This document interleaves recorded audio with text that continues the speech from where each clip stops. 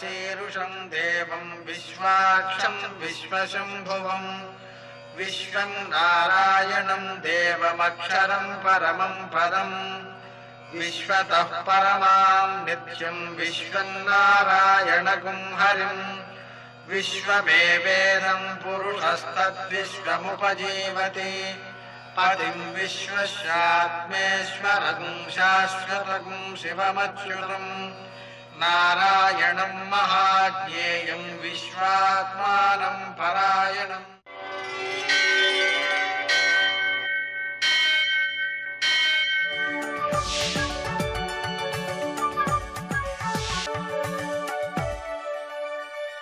सूर्यशौर्यमथेन्दुरिन्द्रपदवी सन्मङ्गलं मङ्गलम्। श्रीरामचंद्र श्रितवारिजातः समस्त कल्याण गुणाभिरामः सीतामुखाम्भोरः चञ्चरीको निरन्तरं मङ्गलमातनोतु। आपदामपहर्तारं दातारं सर्वसम्पदां लोकाभिरामं శ్రీరామం మోక్షదంతం నమామ్యహం। నేటి కాలమాన విశేషాలను గమనిద్దాం. స్వస్తి శ్రీ చాంద్రమాన విజయనామ సంవత్సరం, ఉత్తరాయణం, వసంత ఋతువు, చైత్రమాసం, కృష్ణపక్షం, బుధవారం. సూర్యోదయం 5:36 సూర్యాస్తమయం 6:23. తిథి చతుర్దశి తెల్లవారుజామున 4:18 వరకు. నక్షత్రం అశ్విని 24 గంటలు ఉంది. వర్జం రాత్రి 1:44 నుంచి 3:28 వరకు. దుర్ముహూర్తం మధ్యాహ్నం 11:34 నుంచి 12:25 వరకు. అమృతకాలం రాత్రి 10:16 నుంచి 12 గంటల వరకు. రాహుకాలం బుధవారం కాబట్టి మధ్యాహ్నం 12 నుంచి 1:30 వరకు. నేటి విశేషం శైవనక్తం మాస శివరాత్రి. మాస శివరాత్రి ప్రయుక్తంగా 3 కాలములందు కానీ 4 కాలములందు కానీ. 3 కాలములంటే ఉదయం, మధ్యాహ్నం, అర్ధరాత్రి. 4 కాలములంటే ఉదయం, మధ్యాహ్నం, సాయంకాలం, అర్ధరాత్రి. 8 కాలములందు కానీ అంటే ప్రతి 3 గంటలకి ఒకసారి 24 గంటలు కానీ శివునికి అభిషేకం చేసుకుంటూ ఉండడం సంప్రదాయం. మనం శివుడికి అభిషేకం ఎందుకు చేస్తున్నామండి అంటే ఒక్కసారి భావన చేయండి. శివలింగం ఎలా ఉంటుందండి? భూమండలాకారంలో ఉంటుంది. మనం దానికి నీటితో అభిషేకం చేస్తుంటే ఏం కోరుతున్నట్టు? భూమండలం అంతా కూడా చల్లగా నీటితో కులాసాగా ఉండడాన్ని మనం కోరుతున్నట్టు. కాబట్టి ఆ శివునికి అభిషేకం చేయడము అంటే మనకు ఆనందమే కాదు, భూమండల మొత్తానికి ఆనందాన్ని కోరుకునేటువంటి గొప్ప స్థితి అన్నమాట అదే.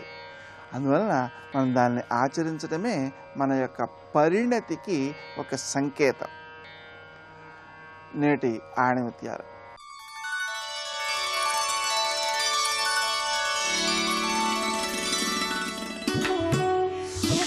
కర్మతత్పరులైన వారికి జ్ఞానం, ఆపై మోక్షం సిద్ధిస్తుంది.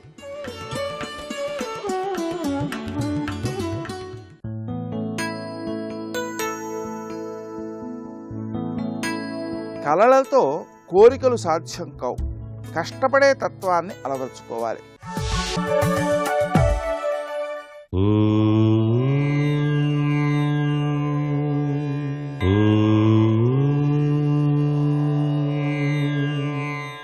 ఓం నమో నారాయణాయ. ఓం నమః శివాయ. శ్రీమాత్రే నమః. పంచమహాయజ్ఞాల్లో చాలా విశిష్టమైనటువంటి యజ్ఞతత్వం అతిథి పూజ అని. ఇది చాలా గొప్పదండి. ఎందుచేతనంటే అతిథి దేవో భవ అని చెప్పేసి కదా మనకు శాస్త్రంలో చెప్పారు.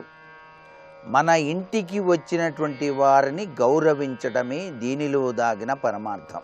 మన ఇంటికి ఒక అతిథి వస్తే ఆ యొక్క వ్యక్తిని నారాయణ స్వరూపంగా భావించి చక్కగా గౌరవించాలి.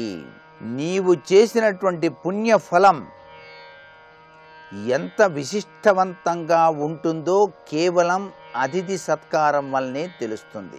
అతిథి నిరాశ చెంది గనక వెళ్ళిపోయినట్లయితే అతని యొక్క పాపం యజమానికి వచ్చి తీరుతుంది, యజమాని యొక్క పుణ్యాన్ని తీసుకుపోతాడు అని చెప్పేసి కూడా మనకు శాస్త్రంలో ఉంది. అందుచేతనే అతిథిని దేవతగా కలిగినవాడు అట్లా దేవతా స్వరూపంలో భావిస్తూ అతిథి దేవో భవ అనేటువంటి తత్వచింతంతో ప్రవర్తించాలి. అతిథికి గనక స్వాగతం గనక చెప్పినట్లయితే అగ్ని ప్రీతి పొందుతాడని, అంటే సాక్షాత్తు అగ్నిదేవుడు కూడా ప్రీతి చెందుతాడట. ఆసనం ఇస్తే ఇంద్రుడు, కాళ్ళు కడిగినట్లయితే పితృదేవతలు, భోజనాన్ని గనక పెట్టినట్లయితే ప్రజాపతి సంతోషిస్తారు అని చెప్పేసి మనకు యాజ్ఞవల్క స్మృతిలో ఈ చక్కటి విశేషాన్ని తెలిపారు. లేచి నిలబడి నమస్కారం గనక చేస్తే ప్రాణదేవతలు సుఖిస్తారు అని చెప్పేసి కూడాను బృహస్పతి యొక్క వచనరీత్యా మనం గ్రహించాల్సి ఉంటుంది. వచ్చిన అతిథిని ఏ ప్రాంతం వాడని, ఏ కులమని అడిగి అన్నం పెడితే సత్ఫలితాన్ని పొందలేరు. అందుచేత ఏ ప్రాంతం వాళ్ళండి మీరు, ఏ కులం వాళ్ళండి అని చెప్పేసి అడగకూడదు అతిథి ఇంటికి వచ్చినప్పుడు. ఆ విధంగా అడిగి వారికి భోజనాదులు కనుక పెడితే అది తప్పిదం అవుతుంది. అతిథిని నారాయణ స్వరూపంగా భావించాలి, అంతే తప్ప అతని యొక్క కులం ఏది, ఏ ప్రాంతం నుంచి వచ్చావు అని చెప్పేసి మాత్రం అడగరాదు అని చెప్పేసి మన భారతీయ సనాతన సంస్కృతి సంప్రదాయంలో గొప్ప విశేషాత్మకమైనటువంటి తత్వం ఈ అతిథి దేవో భవ అనేటువంటి తత్వచింతన రీత్యా ఉన్నది. అతిథిని హిరణ్యగర్భునిగా భావించి సత్కరించాలి సుమా అని కూడాను మనకు శాస్త్రంలో చెప్పారు. ఇంతటి మహోన్నతమైనటువంటి ఈ పంచమహాయజ్ఞాల్లో ఏ ఒక్కటి నిర్వహించినా మానవ జీవితంలో అదృష్ట లక్ష్మి వచ్చి తీరుతుంది. ఈ మానవ జీవితం సార్థకమౌ తీరుతుంది. సర్వే జనా సుఖినో భవంతు.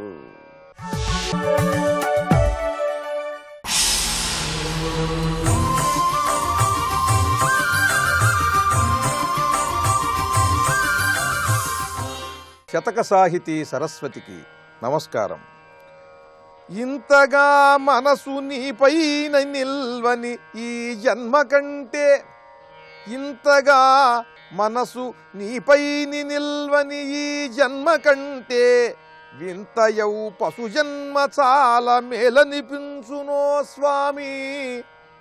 కొంత అఘమనుభవించు అంతియా, కొత్త పాపములు గుణింతముల్ నేరదు భద్రగిరి పుణ్య నిలయ శ్రీరామ. ఓ శ్రీరామచంద్రమూర్తి, ఇంతగా మనసు నీపైని నిల్వని ఈ జన్మ కంటే, ఏ మాత్రము కూడా నీ పైన నిలబడని ఈ మనస్సుతో సాగుతున్నటువంటి నేను ఒక్కసారి నా గురించి ఆలోచించుకుంటే చాలా ఆశ్చర్యం వేస్తున్నదయ్యా. సకల సద్గుణ స్వరూపమైనటువంటి నీ పైన ఒక్క క్షణం కూడా నిలబడని ఈ మనస్సు కలిగిన నాకంటే కూడా, ఓ శ్రీరామచంద్రమూర్తి, ఇంతగా మనసు నీపైని నిల్వని ఈ జన్మ కంటే, ఏ మాత్రము కూడా నీ పైన నిలబడని ఈ మనస్సు ఇలా సాగుతున్నటువంటి నేను ఒక్కసారి నా గురించి ఆలోచించుకుంటే, ఆత్మవిమర్శ చేసుకుంటే నాకంటే కూడా పశువులే నయమనిపిస్తున్నదయ్యా. ఇంతగా మనసు నీపైన నిల్వని ఈ జన్మ కంటే, వింతయౌ పశు జన్మ చాలా మేలనిపించునో స్వామి. ఆ పశు జన్మే చాలా మేలు, అదే గొప్పది ఈ మానవుడి జన్మ కంటే కూడా. సకల సద్గుణ స్వరూపుడవైన నీ పైన క్షణకాలం కూడా నిలబడని ఈ మనస్సు కలిగిన మానవుడి కంటే ఆ పశువుల జన్మే ఉత్తమం అనిపిస్తున్నదయ్యా నాకు. కొంత అఘమనుభవించు, ఏవో అవి చేసినటువంటి పాపముల వల్ల ఆ జన్మని అవి ఎత్తాయి. ఆ కారణం వల్ల ఆ పాపమంతా కూడా తొలగిపోయేంత వరకు కూడా ఆ పశుజన్మలో అవి గడుపుతాయి. ఆ తర్వాత వాటికి ఉత్తమ స్థితి కలుగుతుంది, ఉత్తమ గతులు మళ్ళీ వాటికి కలుగుతాయి. కానీ మానవుడు ఎన్నో ఉత్తమమైన పుణ్య ఫలితముల వల్ల ఈ జన్మని వాడు పొందాడు. ఈ జన్మని పొంది నీపైన దృష్టి పెట్టుకోవటం లేదు. కనుక ఈ మానవుడి కంటే కూడా ఆ పశువే చాలా ఉత్తమం అనిపిస్తున్నది. ఇంతగా మనసు నీపైని నిల్వని ఈ జన్మ కంటే వింతయవు పశుజన్మ చాలా మేలనిపించునో స్వామి. కొంత అఘమనుభవించు, చలికి, ఎండకి, వానకి, వాటికి కలిగేటువంటి బాధలకు ఇతరులకు చెప్పుకోలేదు. అది మూగగా రోధిస్తూ ఆ బాధని అనుభవిస్తుందే తప్ప ఆ జంతువు కొత్తగా ఏ పాపము కూడా చేయదు. ఆ జన్మలో చేసే అవకాశం లేదు. పాపాన్ని అనుభవించటమే తప్ప కొత్త పాపం చేసేటువంటి అవకాశం లేదు ఆ జీవికి. కానీ మానవుడు ఉత్తమమైనటువంటి పుణ్య ఫలం వల్ల ఈ మానవ జన్మను పొంది వీడు మాత్రం ఎన్నెన్నో పాపాలకి ఒడిగడుతున్నాడు. కొంత అఘమనుభవించు అంతియే కొత్త పాపముల్ గుణింతముల్ నేరదు. గుణింతముల్ నేరదు. పాపాలు లెక్కకు మించి, ఒక పాపమును మించిన పాపం మరి ఒకటి, అలా హిచ్చవేతలతో ఆ పాపముల యొక్క పరంపర ఎంత వెడుతుందో ఎవడూ లెక్క కట్టలేనట్టుగా ఈ మానవుడు పాపాలు చేస్తాడు. కానీ పశువు అలా చెయ్యదయ్యా. కనుక మనస్సు నీ మీద లగ్నం కాని మానవ జన్మ కంటే కూడా పాపం అనుభవిస్తూ అయ్యో పాపం అనిపించుకునే ఆ పశువు జన్మే గొప్పది అంటూ ఆత్మవిమర్శ చేసుకుంటూ ప్రతి ఒక్కరిని కూడా ఆత్మవిమర్శ చేసుకోమని సూచిస్తూ ఆర్తితో భక్తితో ఆ శ్రీరాముణ్ణి నిత్యము కూడా ఆరాధిస్తూ చక్కని తెలుగు పలుకుబడులతో గొప్ప శతకాన్ని వ్రాసి మనకు అందించిన కవి సమ్రాట్ విశ్వనాథ సత్యనారాయణ గారి భద్రగిరి శతకంలోని మరి ఒక పద్యం గురించి రేపు ఉదయం తెలుసుకుందాం. జై శ్రీరామ్. ఉన్నది నీ ఒక్కడవే ఉమానాథ, నాకున్నది నీ ఒక్కడవే ఉమానాథ. ఉన్నది నీ ఒక్కడవే ఉమానాథ. సకల భువన భూత భావనాభ్యాం జనన వినాశ విహీన విగ్రహాభ్యాం నరవర యువతీ వపుర్ధరాభ్యాం సతతమహం ప్రణతోస్మి శంకరాభ్యాం. సతతమహం ప్రణతోస్మి శంకరాభ్యాం. శివాయ గురవే నమః. శ్రీమాత్రే నమః. శ్రీ విష్ణురూపాయ నమః శివాయ. కైలాసంలో పరమేశ్వరుడు వివాహానికి సన్నద్ధుడవుతూ ఉండగా దేవతలందరూ అక్కడికి చేరుకున్నారు. ముఖ్యంగా ఇప్పుడు నారాయణుడు పెద్దరికాన్ని వహించాడు. శివ కళ్యాణానికి పెద్దరికం వహించినటువంటి మహానుభావుడు శివునకు అభిన్నుడై శివ హృదయమైనటువంటి నారాయణుడు. అందుకే ఆయన పూనుకుని చెప్తున్నాడు, హే పరమేశ్వర, గృహ్యోక్త విధినా శంభో స్వవివాహస్య శంకర. నువ్విప్పుడు గృహ్యశాస్త్రము చెప్పిన ప్రకారంగా నీ వివాహానికి చెయ్యవలసిన కర్మలు చెయ్యాలి. త్వయాచక్రియమానేతు వివాహస్య విధౌహర సయైవ హి తథాలోకే సర్వసుఖ్యాతి మాప్నుయాత్. ఈ మాట చాలా గట్టి మాట చెప్పాడు ఇక్కడ. నువ్వు చేసినటువంటి పద్ధతుల ద్వారా వివాహ వ్యవస్థ లోకంలో మరింత ప్రసిద్ధి చెందుతుంది. ఇది విష్ణువు చెప్పినటువంటి మాట. ఈ మాటలో ఉన్న ఆంతర్యాన్ని మనం పరిశీలించాలి. భారతీయ వివాహ వ్యవస్థ ఋషులు దేవతలు కలిసి ఏర్పాటు చేసింది. అది కేవలం మానవ సమాజం ఒక మనుగడ కోసం ఏర్పాటు చేసుకున్నది కాదు అని దీన్ని బట్టి తెలుస్తున్నది. ఋషులు దివ్యజ్ఞానంతో ఏర్పాటు చేశారు వివాహ వ్యవస్థని. ఎందుకంటే కేవలం శారీరకమైన భౌతికమైన విజ్ఞానం మాత్రమే తెలిసినటువంటి పరిధిలో ఏర్పాటు చేసింది కాదు వివాహం. ఒక దివ్యమైన జీవుడికి సంబంధించిన అనేక సంస్కారాలను దృష్టిలో పెట్టుకుని ఏర్పాటు చేశారు వివాహం అనేది. మానవుడు పశుప్రాయంగా కాకుండా కొన్ని సంస్కారాలతో బ్రతికినప్పుడే మానవత్వానికి సార్థకత. అందుకు సంస్కరింపబడినప్పుడే మానవుడు అనిపించుకుంటాడు, లేనప్పుడు అతను పశువే. అందుకు బాల్యం నుంచి షోడశ సంస్కారములోని మనకు శాస్త్రం చెప్తున్నది. అందులో వివాహం ఒకటి. ఈ వివాహ సంస్కారము పరమేశ్వరుని ఆజ్ఞారూపములైన వేదముల ద్వారా తర్వాత వచ్చినటువంటి స్మృతుల ద్వారా విస్తరించింది. అదేవిధంగా వివాహ వ్యవస్థ అనేది ఏమాత్రము లోపభూయిష్టం లేకుండా పరిపూర్ణంగా ఉండాలి అని చూపించడం కోసం అసలు వివాహాదుల అవసరమే లేని పరమాత్మే ఇప్పుడు ఆ పరిపూర్ణ వివాహ ధర్మం ఎలా ఉండాలో చూపిస్తున్నాడు. అందుకు దేవతల వివాహము లోకానికి మంగళకరమే కాదు, ఆదర్శం కూడా. అందుకే శివపార్వతుల కళ్యాణం, సీతారామ కళ్యాణం మాటి మాటికి జరిపించుకుని మనం ధన్యులమవుతున్న కారణం ఏమిటంటే ఆ శాశ్వతమైన దంపతుల్ని నిరంతరం తలంచుకోవడం వల్ల ఆ కళ్యాణము మంగళం మనకు ప్రాప్తిస్తున్నది. అదేవిధంగా ఆ దేవతల యొక్క కళ్యాణ ఘట్టముల వలన లౌకికమైన కర్మల్లో లోపాలు కూడా పోతూ ఉంటాయి. అది ఇక్కడ తెలుసుకోవాల్సింది. అందుకు సర్వసుఖ్యాతిమాప్నుయాత్, నువ్వు వివాహం చేసుకోవడం వల్ల వివాహ వ్యవస్థకు ప్రసిద్ధి ఏర్పడుతున్నది. అందుకు ఆ కారణం చేత నువ్వు ఇప్పుడు చేయవలసినవన్నీ సరిగ్గా చేయాలి. మండప స్థాపనం నాందీముఖం తత్కుల ధర్మతః కారయ ప్రీతితో నాథ లోకే స్వంక్షాపయన్ యశః. అక్కడ మనం వెళ్ళబోతున్న ఇంటి యొక్క వంశాచారం కూడా మనం దృష్టిలో పెట్టుకోవాలి. ఎందుకంటే నీకు వంశము కులము ఇలాంటివి ఏవీ లేవు, అది మాకు తెలుసు.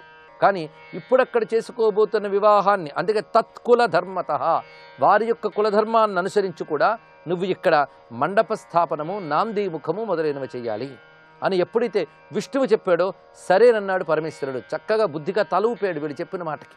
లౌకికాచార నిరతో విధినాథ చకార సహా. అయితే ఈ పద్ధతులన్నీ సరిగ్గా చేయాలంటే ఛాదస్థం ఉన్నవాడే చేయగలడు. ఛాదస్థము అంటే ఛాందసం అనగా వేదములు, అది చెప్పిన ప్రకారంగా శాస్త్రం తూచా తప్పకుండా జరగాలనే పట్టుపట్టినవాడు మాత్రమే చేయగలడు. అలాంటి వాడు ఎవరెక్కడున్నారు అంటే బ్రహ్మదేవుడు దానికి తగినవాడు. ఎందుకంటే సర్వ వేదములు ఛందస్సులు ఆయన ముఖముల నుంచి వచ్చినవే. ఎల్లవేళలా వేదశాస్త్రాలనే వల్లెవేస్తూ మననం చేసుకుంటూ ఆ వేదానుగుణంగా సృష్టి చేసేవాడు బ్రహ్మదేవుడు. అందుకు శాస్త్ర విధులన్నీ ఆయనకే తెలుసు గనక ఆయనకు అప్పచెప్పాడు ఇక్కడ నారాయణుడి బాధ్యతని. వెంటనే బ్రహ్మదేవుడు సర్వం అభ్యుదయోచితం, అభ్యుదయానికి ఏది ముఖ్యమో అవన్నీ చేసేట. ఇక్కడ అభ్యుదయం అనే మాట ఇక్కడ వేయడంలో ఉద్దేశం ఉన్నది. వేదధర్మము రెండు విధములుగా ఉంటుంది. అభ్యుదయము నిశ్రేయసము అని రెండు విధములుగా చెప్పబడుతుంది.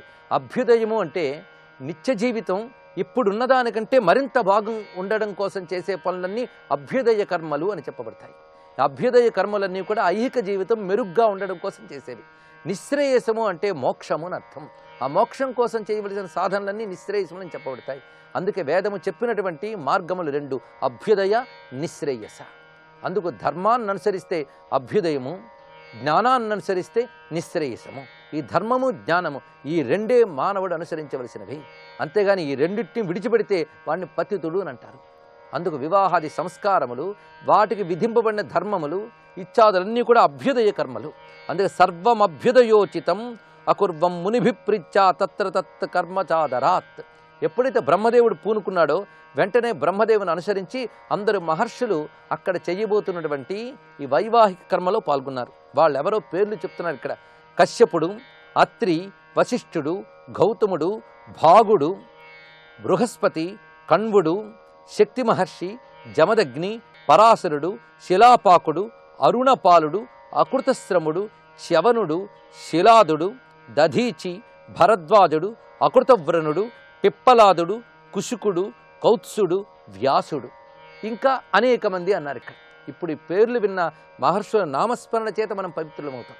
అందుకే శివకళ్యాణ ఘట్టములో అనేక మంది స్మరణ మాత్రం చేతనే తరింపజేయగలిగే దేవతల పేర్లు, ఋషుల పేర్లు కూడా ఉన్నాయి. అందుకే శివకళ్యాణం పారాయణము, శ్రవణము సర్వదేవతల యొక్క, సర్వ ఋషుల యొక్క అనుగ్రహాన్ని కూడా అందిస్తున్నది. వాళ్ళందరూ కూడా పూనుకొని మంత్రములు చదువుతున్నట్ట.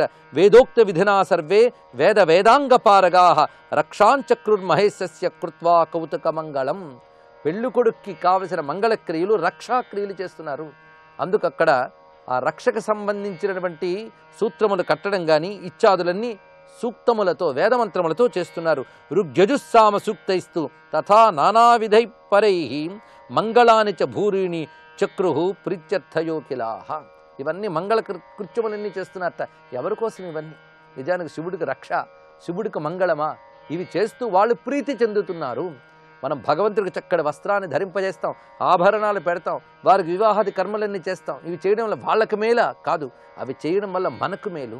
ఈశ్వర కృత్యములు ఈ శరీరంతో చేయడం వల్ల ఈ శరీరం ధన్యమవుతుంది. అందుకు ఋషులు పరవశించిపోతున్నారు ఇక్కడ పరమేశ్వరుని ఉద్దేశించి సూక్తములతో చేస్తున్నటువంటి క్రియలకి. పరమేశ్వరుడు కూడా గ్రహాణం పూజనం ప్రీత్యా చక్రుస్తే శంభునామయ మండపస్థ సురాణంచ సర్వేషాం విఘ్నశాంతయే.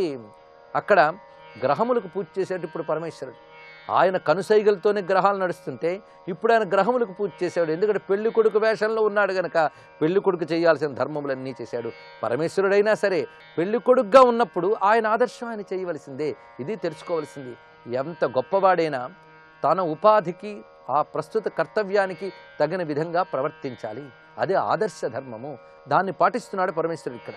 పైగా మండపం ఏర్పాటు చేసి మండపంలో దేవతలను ఆవాహన చేసి పూజించేట గ్రహదేవతల్ని ఇతర దేవతల్ని వివాహ సమయంలో ఎవరెవరిని ఆరాధించారో వారందరినీ ఆరాధించాడు.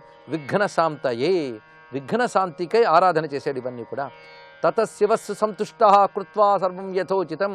ఇవి చేస్తూ ఆయన కూడా మురిసిపోతున్నట్టు ఆనందంగా. ఎందుకంటే ఇదంతా లీలా రచన. లీల అంటేనే ఆనందం. చేసేవారికి చూసేవారికి కూడా ఆనందం కలిగించేదే లీల. అందుకు పరమేశ్వరుడు చేసే లీల చూస్తున్న దేవతలకు కూడా ఆనందకరంగా ఉన్నది. ఇక్కడ చేసిన కర్మలు 2 రకాలుగా ఉన్నాయి. లౌకికం వైదికం కర్మ ననామచ ముదా ద్విజాన్. లౌకిక కర్మ వైదిక కర్మ 2 చేశాడు. ఎందుకంటే వివాహం ఎంత వైదిక కర్మలతో ఉంటుందో అంత మేరకు లౌకిక కర్మలు కూడా ఉంటాయి. లోకరీత్యా ప్రాంతాచార కులాచారాలను అనుసరించి వివాహ వ్యవస్థ ఉంటుంది. అందుకే భారతదేశంలో ప్రధానంగా వేదధర్మం ప్రకారం వివాహం ఉన్నప్పటికీ ప్రాంతములు బట్టి పెళ్లి పద్ధతుల్లో తేడా ఉంటుంది. అందుకు ప్రాంతాచార లౌకికాచారాలను కూడా గౌరవించవలసినదే. అందుకు ఆ 2 విధములైన కర్మల్ని పరమేశ్వరుడు చేసి అక్కడ ఉన్నటువంటి విప్రులందరికీ నమస్కరించాట. ఎందుకంటే బ్రాహ్మణాశీర్వచనం తీసుకోవడం ఒకటి వేద విధిలో ఒక భాగం. అందుకే వివాహ విధిలో భాగంగా ఉన్నటువంటి ఈ పద్ధతిని అనుసరించి అక్కడ ఉన్నటువంటి కశ్యప మొదలైనటువంటి మహర్షులందరికీ పరమేశ్వరుడు నమస్కారం చేశాడు పెళ్లి కొడుకుగా. అథ సర్వేశ్వరో విప్రాన్ దేవాన్ కృత్వా పురస్సరాన్ నిస్ససారముదా తస్మాత్ కైలాసాత్ పర్వతోత్తమాత్. అప్పుడు పరమేశ్వరుడు ఈ క్రియలు జరిగిన తర్వాత ఆ వేదవేత్తలతోనూ దేవతలతోనూ ఇతర మహర్షులతోనూ కలిసి కైలాసం నుంచి బయలుదేరుతున్నాడు. ఆ బయలుదేరడం పెద్ద సందడి. ఎందుకంటే ఒక్కొక్క దేవతకే బోలెడు గణములు ఉంటాయి. అలాంటి దేవతలందరూ వారి వారి గణాలతో వచ్చారు. ఇప్పుడు అన్నీ కలిసి బయలుదేరుతున్నాయి. అందుకు విశ్వాన్ని నడిపే సమస్త దేవగణములు ఇప్పుడు కైలాసం నుంచి బయలుదేరుతున్నాయి. వారందరికీ కేంద్రముగా పరమేశ్వరుడు ఉన్నాడు. ఆ బయలుదేరుతున్న వైనం అంతా కూడా రమ్యంగా ఇక్కడ వర్ణింపబడుతున్నది. పైగా అందులో నారదుడు ప్రధానంగా ఉన్నాడు. ఆయన ఈ మహోత్సవం అంతా పద్ధతి ప్రకారంగా జరిగేటట్టు చూస్తున్నట్ట. ఇక ప్రమథగణాలు అనేకం బయలుదేరి వస్తున్నాయి. ఈ అధ్యాయంలో ప్రధానంగా శివుని యాత్రలో పాల్గొన్న దేవగణముల వర్ణనంతా అటు ఉంచి ప్రమథగణముల యొక్క విశేషం చూపిస్తున్నారు. ఇక్కడ ప్రమథగణముల పేర్లు కొన్ని ఉన్నాయి. ఒక్కొక్క గణపతి ఆయన క్రింద ఉన్నటువంటి గణములు. నమో గణేభ్యో గణపతిభ్యశ్చ భో నమః అంటారు. అంటే గణపతులు అని చాలామంది ఉంటారు. అంటే రకరకాల గణములు, ఒక్కొక్క గణములకు ఒక్కొక్క పతి చొప్పున. పైగా గణముల సంఖ్య కొన్ని చోట్ల కోట్ల సంఖ్యలో ఉంటుంది, కొన్ని చోట్ల లక్షల సంఖ్యలో ఉంటుంది. ఈ శంభు గణములన్నీ బయలుదేరుతున్నాయట. అయితే ప్రమథ గణములన్నీ కేవలం కైలాసంలోనే ఉంటాయా అంటే కాదు, విశ్వమంతా వ్యాపించి ఉంటాయి ఈ గణములన్నీ కూడా. ఆ గణములన్నీ ఇప్పుడు కైలాసానికి చేరుకుని శివుని యొక్క కళ్యాణంలో పాల్గొనడానికి బయలుదేరుతున్నాయి. ఈ గణముల్లో గణాధిపతుల పేర్లు చెప్పబడుతున్నాయి. ఆ గణాధిపతుల పేర్లు వింటే ఆ శివగణముల యొక్క రక్ష లభిస్తుంది. ఆ ప్రమథ గణములన్నిటికీ గణపతులందరికీ నమస్కరిస్తూ సర్వం శ్రీ సాంబ సదాశివ చరణారవిందార్పణమస్తు. శ్రీరాఘవం దశరథాత్మజమప్రమేయం సీతాపతిం రఘుకులాన్వయరత్నదీపం.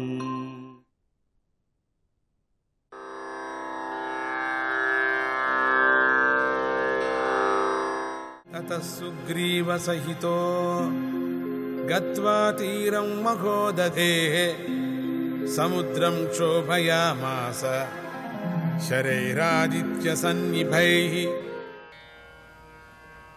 సుగ్రీవుడితో కలిసి రాముడు సముద్ర తీరానికి చేరుకున్నాడు. సముద్రుడు తనకు వశం కాకపోవటం వల్ల శ్రీరాముడు కొంచెం కోపగించాడు.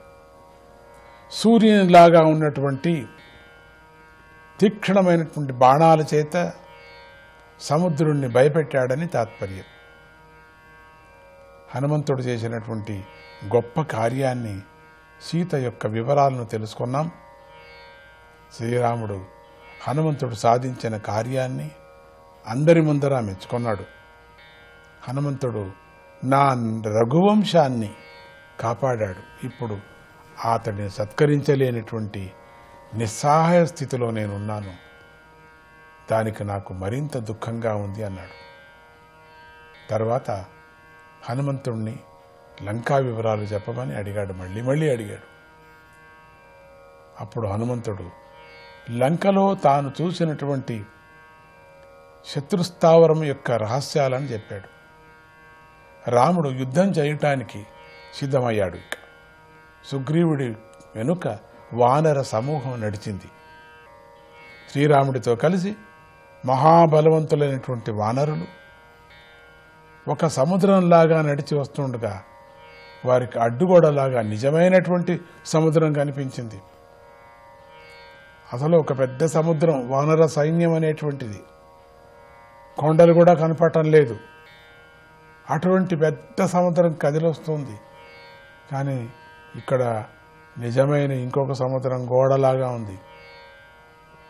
పెద్ద పెద్ద అలల యొక్క కెరటాలతో పైకెగురుతూ నవ్వుతున్నట్లుగా కనిపించింది. అందరూ నిరాశపడ్డారు. రాముడు కూడా దుఃఖించాడు. ముందుకు ఎట్లా వెళ్ళేది? ఈత కొట్టుకొని వెళ్ళటానికి అవుతుందా? అందరూ ఎగిరేది ఎట్లా? ఆకాశగమనం కష్టం కదా.